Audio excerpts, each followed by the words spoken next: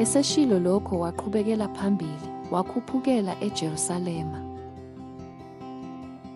Wamukelekile kumnikelo.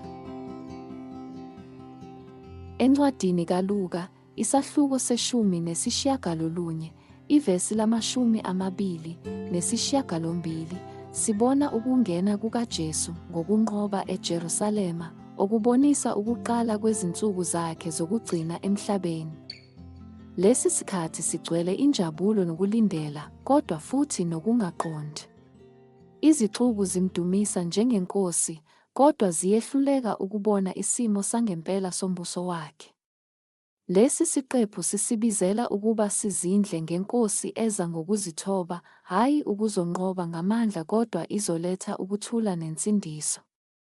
Njengoba uJesu esendleleni eya eJerusalema, isixuku sajabula, sendlala izingubo zaso namagatsha anyakazayo, simemeza, "Ibusisiwe inkosi ezayo egameni leNkosi." Lesi senzakalo sabonisa injabulo yombukiso omkhulu, njengalena esiyibona namuhla, lapho abantu bebuthana khona ukuze bahloniphe umholi noma iqhawe. Kodwa ngenkathi isixuku sigubha uJesu njengenkosi yaso, abaningi abazange bakuqonde ukubaluleka kwangempela kokufika kwakhe. UJesu wangena eJerusalema hhayi njengomnqobi wezempi, kodwa egibele imbongolo ethobekile, egcwalisa isiprofetho sikaZakhariya, isahluko sesi-9, ivesi lesi-9. Ubukhosi bakhe babungekona ukugumbuqela ababusi basemhlabeni, kodwa babuphathelene nokuletha ukuthula phakathi kukaNkulunkulu nesintu. Ukudumisa kwesixuku, nakuba kuyiqiniso, kwakusekelwe emathembeni asemhlabeni okubuyiselwa kwesizwe, hhayi embusweni waphakade uJesu ayewumisa.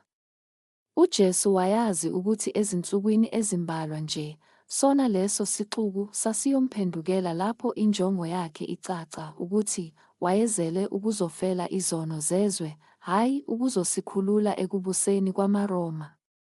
Noma kunjalo, akazange athule indumiso yabo.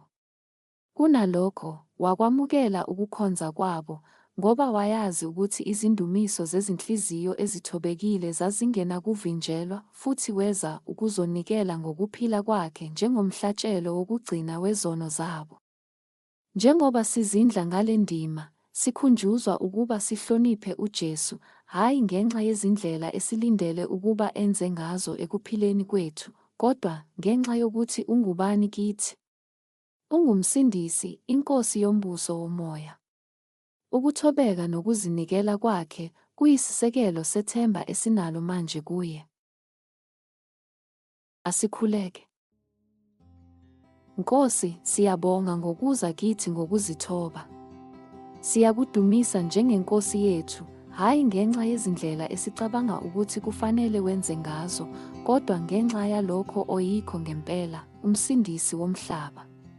Sisize siqonde ubukhulu bombuso wakho futhi sikuhloniphe ngezinhliziyo nezimpilo zethu.